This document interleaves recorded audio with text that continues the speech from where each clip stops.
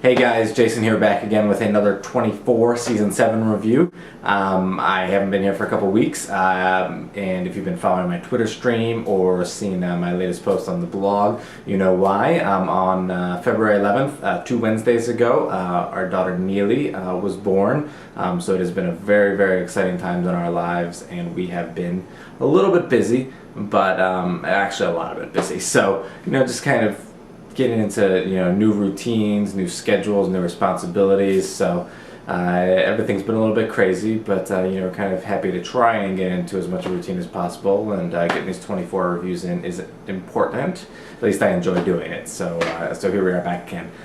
We have just seen the 5 to 6 o'clock hour. A lot of stuff happened in there. We actually had a very eventful episode, even though there wasn't this any particular big scene that kind of dominated the episode, but a lot of things happened.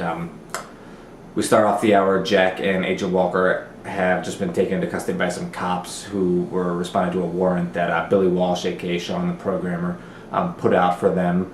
So they have basically been delayed from going to capture Dubaku because Dubaku's girlfriend was being used as a tracker or some kind of whatever to find where he is. So a couple minutes into the episode, Jack and Agent Walker are released from custody because the agent Larry Moss talks to the police officers and says let him go. They find where Dubaku is on the satellites or whatever. He's actually got Marika in the car with him, so they're driving around. Jack and Agent Walker manage to chase after him, and although they get stuck behind some taxi cab that spins out in front of them, Marika, who's sitting in the back seat of the Jeep, I don't know if she punches out the driver or she takes the steering wheel or something, and she causes the car to roll over and to crash and to kind of explode into flames. And basically, so Jack, gets Dubaku out. Dubaku's been really injured. He, says that Dubaku's going to hurt his family if he doesn't tell him, who's working in the government. And Dubaku basically says he's got a list. Jack figures out that, it's this chip that's implanted in his stomach or something like that. So Jack rips it out, because Jack is good at doing that. And the girl Marika dies. Agent Walker takes that pretty hard. It's this whole thing of does Jack really, suffer the consequences? Does he understand, what happens when he's doing his job, or they're the government is doing their job to protect everybody, and how all these innocent lives get lost in the process. And Agent Walker really takes it to Jack later when they get to the hospital.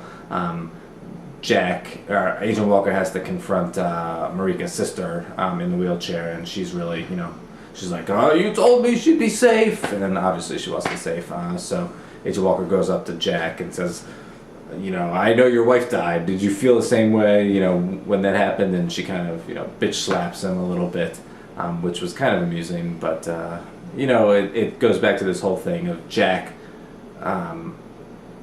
does he really, think about all the danger and all the bad things that happen from him doing his job? How does that affect him?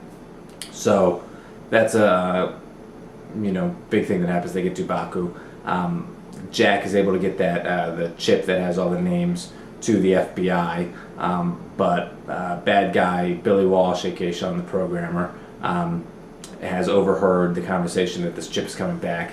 He gets his blonde girlfriend to agree to crash the entire server or mainframe or whatever it is, and he basically gets her to do that so that Chloe won't be able to extract this information because it's an auto erase card, whatever that means. So she goes and she starts to do the whole server crash process, and then Billy Walsh is happy about it, and then he pulls out his gun and he shoots her right in the stomach. And by the time everyone realizes that the server crash is coming, the file has apparently been erased. Obviously not for too long. We'll get there in a minute. But and then Agent Moss starts running into the server room, and he sees Billy Walsh, who has shot the girl, and then he shot himself in the arm to make it look as if she's really the bad one, and she pulled the gun, and he was just there trying to figure out exactly what had happened. So Moss believes Billy Walsh for a minute or two, and then he sends him off to the doctor to get checked. Right after the commercial break, Chloe says, "Oh, guess what? I mirrored this information, and I've got it somewhere. So here's an entire list." And then Billy Walsh starts to freak out because he knows that he's named on this list. So he starts to run. Obviously, they see his name on there, and his agents after him, and they capture him. Moss gets really pissed off.